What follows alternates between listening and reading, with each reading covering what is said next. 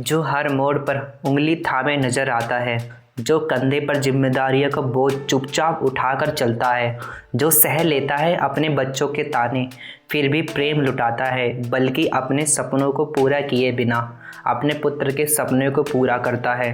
बताओ वो कौन है इस संसार में? सही कहा, पिता। समाज का नियम भी ऐसा, पिता सदा गंभीर रहे, मन में भाव और घाव छुपे हों लाखों, आंखों से ना नीर बहे, करे बात भी रूखी सूखी, बोले बस बोल हिदायत के, दिल में प्यार है माँ जैसा है, किंतु फिर भी उसकी अलग तस्वीर रहे। पिता का अर्थ है अपने परिवार की ज़रूरतों को पूर्ति करना। इस दुनिया में यदि कोई दूसरा ब्रह्मा है ना, वो है पिता। ब्रह्मा ने इस जगत को बनाए रखा, लेकिन पिता ने एक परिवार की एकता और समृद्धि को बनाए रखा। पिता ही है इस भौतिक जगत में अपने परिवार के लिए दिन एवं रात संघर्ष करता है, लेकिन पिता उसके बदले में कुछ नहीं चाहता। बस पिता अपने संतान से एक चीज़ चाहता है, उसका बेटा इस भौतिक जगत को समझे, परिश्रमी बने और उनका नाम इस जगत को प्रसिद्ध करे। इसके अलावा ना ही वो तुमसे धन चाहते हैं, ना ही संपत्ति। पिता अपने संतान के लिए सुख चाहते हैं। यहाँ तक तो पिता अपनी छोटी मोटी ज़रूरतों को भी पूरा नहीं करते, वे निरंतर प्रयास करते रहते हैं। जब तक वे जिंदा हैं तब तक वे अपनी संतान को असुविधा का खेद नहीं होने देंगे। इसीलिए अपने संतान की हर ज़रूरत पूरी करने की कोशिश करते हैं। एक पिता कभी नहीं चाहता कि जो दुख तकलीफ़ मैंने झेली है वहीं उनका पुत्र झेले।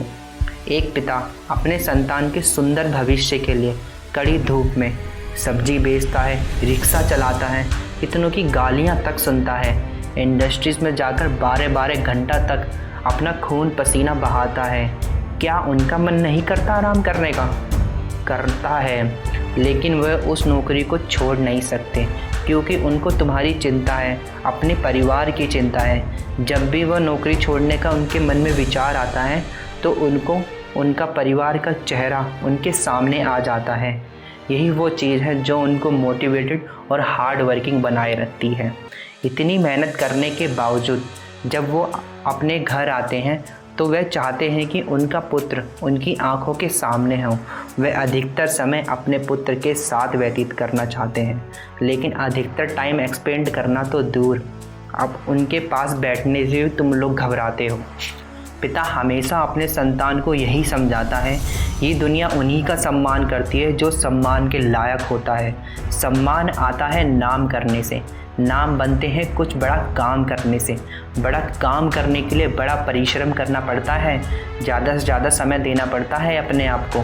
वो ऐसा इसलिए बोलते हैं, तुमसे पहले उन्होंने लाइफ की प्रॉब्लम को फेस किया है, उनको तुमसे ज़्यादा एक्सपीरियंस है लाइफ का। लेकिन ये बात तुमको हर बार बताते हैं, इसके बावजूद भी तुम लोग भूल जाते हो। श्रीमद् भागवत गीता में 3 अध्याय में लिखा है, मनुष्य को तो सालों का क्या, उसको उसके पिछले कल का ही कुछ याद नहीं रहता, तो पिता की बातों को क्या स्मरण रखेगा।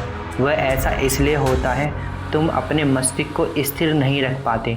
यदि तुम अपने मस्तिष्क और इंद्रियां पर नियंत्रण करना सीख लिया इस जीवन में, तो तुम इस जगत में उस वृक्ष के समान हो जाओगे जिसे कोई आंधी तो क्या, तूफान तक नहीं हिला सकता।